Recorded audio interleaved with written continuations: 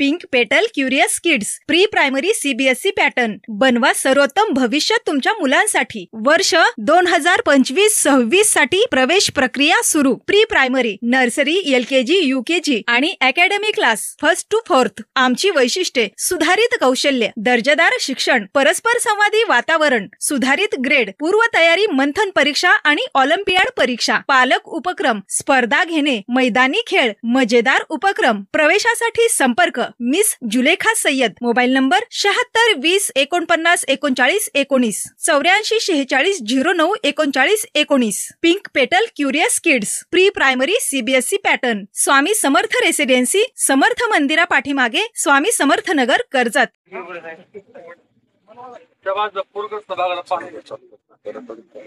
सीना नदीच्या दोन्ही तीरावरील गावांना 2 दिवसापूर्वी सीना नदीला जो काही महापूर आला, आष्टी आणि वरच्या नगर भागातल्या परिसरामध्ये ढगफुटीसारखा जो प्रकार घडला, त्यामुळं प्रचंड अशी हानी ही शेतकऱ्यांची झाली आहे। शेतकऱ्यांची उभे पिकं वाहून गेली। कांद्यासारखं पीक काढून ठेवलेलं भिजलं, सोयाबीन होता, उडीद होता, त्याचं देखील प्रचंड नुकसान झालं। फळबागा देखील नुकसान झालं। टोमॅटो सारखे पिकं वाहून गेली, जमिनी खरडून गेल्या आणि जवळपास नागलवाडी, नागापूर, सिद्धपूर, निंबोडी, तरडगाव, मलटण, चोंडी, खाली आगी, दिघी, जवळा हे सगळे बंधारे हे एका बाजूने कट झाले आणि पाणी वाहून गेलेलं आहे।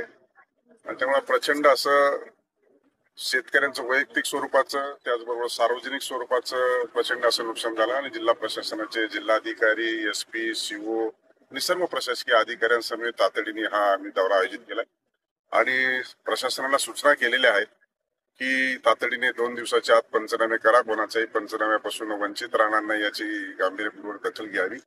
आणि जर स्टाफ कमी पडत असेल तर इतर तालुक्यातला स्टाफ या तालुक्यामधले वर्ग करून तातडीने परिपूर्ण पंचनामे हे शासनाला सादर करावेत। त्याचबरोबर आज 17 सप्टेंबर आहे आणि 15 ऑक्टोबर रोजी आपण बंधाऱ्याचे दरवाजे टाकत असतो। जवळपास 28 दिवसाचा कालावधी आपल्याला बाकी आहे आणि म्हणून वॉटर रिसोर्सेस जलसंपदा विभागाला देखील मी जिल्हाधिकाऱ्याला कोऑर्डिनेट करायला सांगितले, त्यांच्या चीफ इंजिनियर मेकॅनिकल डिपार्टमेंटला। आणि त्या दोन्हीच्या वतीनं जे काही बंधाऱ्यांचं नुकसान झाले, फुटतूट झालेली आहे, ते देखील आपल्याला दुरुस्त करावं लागेल। नाहीतर मग ऑक्टोबर नंतर परत पाण्याची टंचाई या सीना नदीच्या पात्रामध्ये असलेल्या लाभार्थी असलेल्या गावांना भासणार आहे। आणि अशा प्रकारचं शेवटी नैसर्गिक आपत्ती आलेली आहे आणि या नैसर्गिक आपत्तीमध्ये आपल्याला लोकांच्या, शेतकऱ्यांच्या पाठीशी खंबीरपणाने प्रशासनाने आणि शासनाने उभा राहिलं पाहिजे आणि ती भूमिका घेऊनच आज दुसऱ्या दिवशी हा दौरा केलेला। सकाळच्या प्रहरीत हा दौरा सुरू झाला आणि आता जसा परिपूर्ण प्रस्ताव सादर होईल तसं मी शासनाला निश्चित स्वरूपामध्ये पाठपुरावाही करेल आणि सूचनाही करेल की तातडीने हे जे काही शेतकऱ्यांचं नुकसान झालंय त्यांना मदत आणि सहकार्य तातडीने मिळाली पाहिजेत। काही लोकांच्या घरात पाणी शिरलं आणि संसार उपयोगी सुद्धा वस्तूचा त्याच्यामध्ये वस्तू नष्ट पावलेल्या आहेत, त्यांना देखील मी प्रांत आणि जिल्हाधिकाऱ्याला सांगितले की तातडीने त्यांना देखील मदत करा। अशा स्वरूपाचा हा दौरा झालेला आपण बघितलं असेल की आता चोंडीच्या बंधाऱ्यामध्ये देखील देवकर यांच्या जमिनी वाहून गेलेली आहे आणि ही आता परत दुसऱ्यांदा वेळ आलेली आहे।